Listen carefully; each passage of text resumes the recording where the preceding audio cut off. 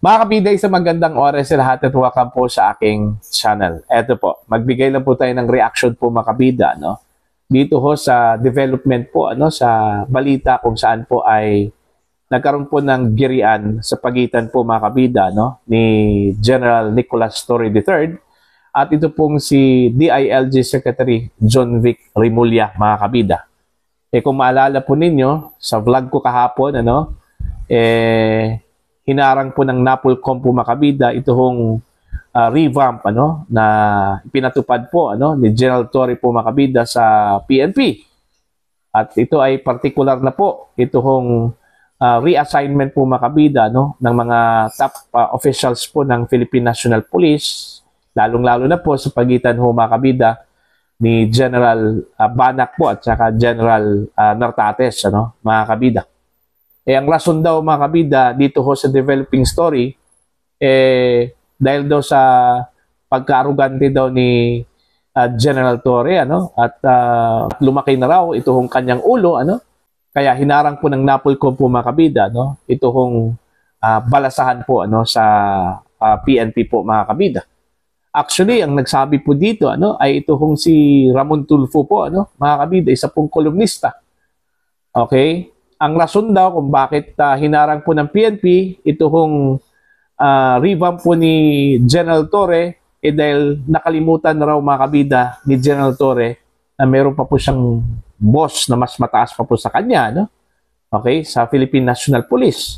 At ito pong mga commissioners daw ng National Police Commission mga kabida, kasama na po rito ito hong si Secretary John Vic Remulla. Ito, pakinggan muna natin ito pong balita, no? Developing story po mga kabida, no? Ng The Billionaire News Channel at saka pagkatapos niyan, magre-react po tayo. Narito po. To PNP Chief Nicolas Torre's head that he has become arrogant. Yan ang matalim na laman ng FB post ng mamamahayag na si Ramon Tulfo. Kaugnay sa exclusive report ng Billionaire News Channel kagabi na pagpapawalang bisa ng NAPOLCOM sa reshuffle sa ilang opisyal ng PNP na ipinatupad ni Torre kamakailan. Sabi ni Tulfo, ang NAPOLCOM resolution ay para ipakita kay Torre na lumalaki na ang ulo niya. Naging tanyag at darling of the media raw kasi si Torre dahil sa paghuli at pagsuko niya kay FPRRD sa ICC. Halata raw na nakalimutan ng Chief PNP na boss niya ang mga commissioner ng NAPOLCOM sa pangunguna ni DILG Secretary John Vic Remulla. Hinay-hinay lang Chief ang pagtatapos ni Tulfo. Nag-ugat ang resolusyon sa pagpalit ni Torre sa pwesto sa second highest position sa PNP o ang Deputy Chief for Operations na si Lieutenant General Bernard Banac mula kay Lieutenant General Jose Melencio Nartates Jr. na napunta naman bilang Area Commander sa Western Mindanao. Basa raw dito ng mga nasa loob ng organisasyon, isang uri ng demotion. Dati nang sinabi ng PNP na ang revamp ay bahagi ng strategy para palakasin ng leadership sa ilang lugar na pinatututukan ng Pangulo at nabanggit pa sa kanyang ika-4 na sona. Pero nabaliwala raw ng resolusyon ng NAPOLCOM. Sa nakuhang impormasyon ng BNC, tumaas ang kilay ng ilang kritiko at sinabing mapanganib ito at pwedeng maging president sa pagkwestiyon sa kapangyarihan ng Chief PNP sa pagtatalaga ng mga opisyal. Palagay pa raw ng ilan, labas na raw ito sa itinakdang kapangyarihan ng NAPOLCOM sa ilalim ng RA 6975. Nakasaad dito na hawak ng Chief PNP ang pagtatalaga, pag-deploy at pag-assign ng mga opisyal sa buong police force. Giit ng ayaw magpakilalang source sa loob ng PNP, wala sa batas ang nagbibigay kapangyarihan sa NAPOLCOM para susugan o baliktarin nito. Ang NAPOLCOM daw ay para sa oversight at policy direction. Apolitical daw ang PNP at huwag na raw sanang idamay pa sa politika. Sagot ni Tulfo sa isa pang post, mga sangkatutak na bobo. Giit niya, Torre is not the sole leader of the PNP. He has people above him who can remand his order as they please. Ayun, dahil doon sa lumaki na raw, ito pong ulo po ni General Torre po mga kabida, no? Dahil naging darling of the media daw ito, ano? Matapos pong hulihin po itong si dating Pangulong Rodrigo Roa Duterte, yun, naging arugante na raw mga kabida, ito pong si General Torre. At nakalimutan daw niya, meron pa po siyang mga boss. At ito pong mga boss po niya ay ito pong mga opisyal po mga kabida, no, ng National Police Commission. Ano. Okay?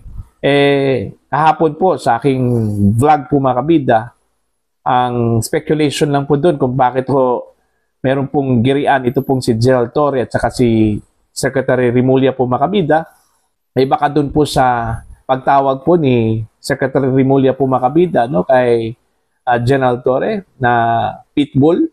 Okay? Parang hindi po nagustuhan ata yun ni General Torre po mga kabida, no po, no? Kaya nga tinanong po niya doon po sa media kung yung pagkatawag sa kanya ni Secretary Rimulya po mga kabida kung seryoso ba yon o isang pang-aalas ka lang po yon mga kabida, no? Kay General Torre, ano, mga kabida.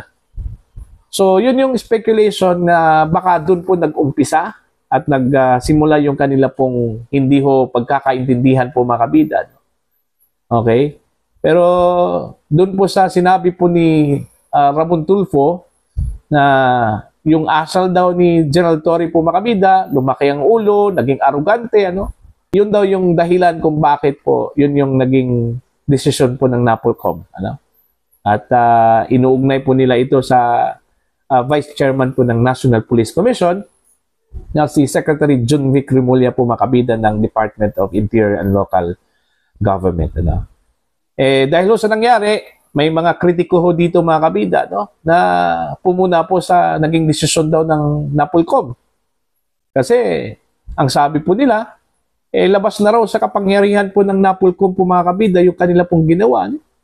Malinaw daw sa batas na ang Chief PNP meron pong kapangyarihan na magbalasa, magtalaga at mag-reassign po ng opisyal po o kahit miyembro po ng Philippine National Police, ano, mga kabida. Wala daw sa kapangyarihan sa NAPOLCOM na baliktarin, harangin o tanggihan ito hong action po mga kabida ng Chief PNP, ano. Pero sinabi po ni Ramon Tulfo, ano, doon po sa mga kritiko na bobo daw sila mga kabida kasi ho, alam naman daw ni Torre na hindi lang po si Torre ang boss po ng PNP. Meron po siyang mas mataas pa na opisyal po makabida kaysa sa kanya, ano? At ito pong mga commissioners ng National Police Commission, ano? At saka sa aking take po dito mga kabida, malinaw naman po sa batas po, ano, na kahit na po meron pong kapangyarihan po ang Chief PNP, ano, na magbalasa, mag-assign o reassign at magtanggal po ng police, ano, sa kanyang posisyon po mga kabida, malinaw naman po sa batas po, ano, na meron pong kapangyarihan po ang NAPOLCOM to review doon po sa action po ng Chief PNP. And since meron pong kapangyarihan to review, mga kabida, okay, most likely meron pong kapangyarihan to approve or to disapprove, mga kabida, ito hong action po ng Philippine National Police Chief. So yun lang po, ang ginawa po ng NAPOLCOM para sa akin lang po mga kabida, ginampanan lang po nila yung kanila pong mandato po, ano.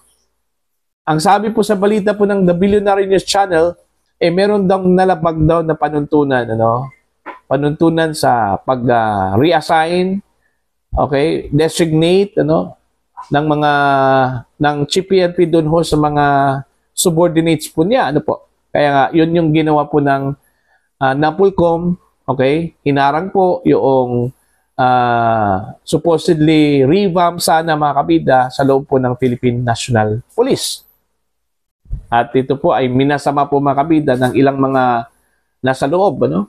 Although wala pong binanggit na pangalan po mga kabida, ito pong The Billionaire News Channel, pero halatang halata po mga kabida na meron pong nagsimpatsa po mga kabida, no, sa CPNP po dito. Alright? Ang sabi nga nila baka magkakaroon po ito ng bad precedent daw, ano?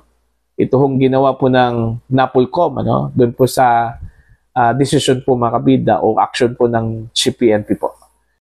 Para po sa akin mga kabida, baka magkakaroon po ito ng chilling effect, ano po, sa hanay po ng PNP po mga kabida. Dahil sa sinabi po o sa balita po ng The Billionaire News Channel, meron pong medyo na-disappoint dito ho sa naging desisyon po ng NAPOLCOM, ano? At in fact, pinuna po nila ito, ano? At labas na raw ito mga kabida sa kapangyarihan po ng NAPOLCOM. Ito hong kanila pong ginawa, ano? Sana maayos po ito. Kasi hindi po maganda mga kabida na meron pong girian ito pong NAPOLCOM at ang Chief PNP. Diba? Hindi po maganda po yun. At hindi po yan nakakatulong po mga kabida sa operasyon po ng Philippine National Police. At lalo kung gugulo po mga kabida, ito pong operasyon po ng Philippine National Police po o PNP, mga kabida. No? So sana maayos po ito, okay? Magkaroon po ng pag-uusap, ano, ito kong dalawa. Kasi alam naman po natin na magkaalyado po ito eh. In fact, nung naghanap po si Pangulong Marcos po mga kabida, no, ng kapalit ano, kay General Marbil, ito hong si Secretary Rimulya po ay isa po sa mga nagrekomenda no, kay General Nicolas Torre III. At suportado po niya ito ano, para po maging susunod na Chief PNP. Okay? Pero ito po yung nangyari po ngayon. Nagkaroon po ng lamat yung kanilang relasyon po makabida no, bilang subordinates. Alright? Itong si General Torre at saka itong si Secretary Junvic Rimulya. Okay? Again, sana magkaayos po itong dalawa, mga kabida, at magtulungan ano, para po sa ikauunlad at pagiging effective po mga kabida ano, ng PNP sa kanila pong mandato to protect and serve the people. So para po sa inyo, ano po ang inyong opinion at pananaw po dito? Please comment down. Sa mga hindi pa po subscribers sa aking channel, please subscribe. Just click the subscribe button, click the notification bell, click all para updated po kayo mga kabida sa aking mga uploads. Maraming salamat po sa inyo lahat.